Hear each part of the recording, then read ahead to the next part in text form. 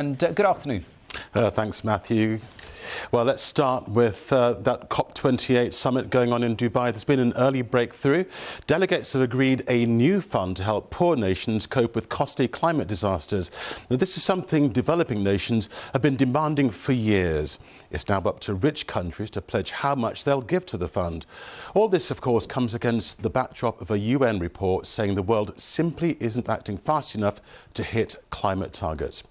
Well, joining me now from Dubai is Kaveh Guilanpour from the think tank, the Centre for Climate and Energy Solutions. Look, thanks so much for joining us.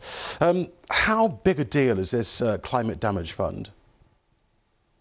Well, it's really extraordinary because I think this is now my 15th or 16th COP, and it's really the first time that a COP has started with a major announcement in the negotiated part of the event. And what we saw today was not only that the Loss and Damage Fund, which was set up a year ago, but is only now just being operationalized today on the first day of the COP, but it was followed immediately by a number of announcements, the first of which was by the United Arab Emirates, the COP hosts, who pledged $100 million. That was shortly followed by Germany that matched that with another 100 million. And then we saw pledges from the European Union totaling 225 million, and the UK with 60 million pounds, and even the US pledge. So it was really an extraordinary start, and I've never seen anything like it.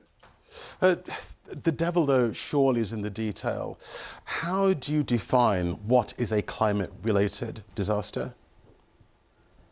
Well, I think in that respect, there's really been breakthroughs in the recent years in the climate science, where attribution of particular climatic events to the cause of man-made climate change is much more rigorous. So we can actually pinpoint when events happened that they are caused by climate change. But the relevance of this fund is that it's really aimed at the most vulnerable nations on the planet, who in many cases have very little responsibility for having caused the problem.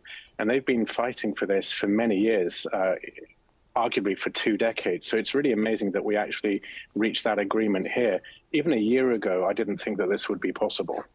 So that's the fund to help poorer countries get over climate disasters. What about helping them in the transition away from fossil fuels? Are the richer countries going to put their hands in their pocket to help with that? Well, that's a very good question, because that's really the main deliverable that we're expecting from this COP.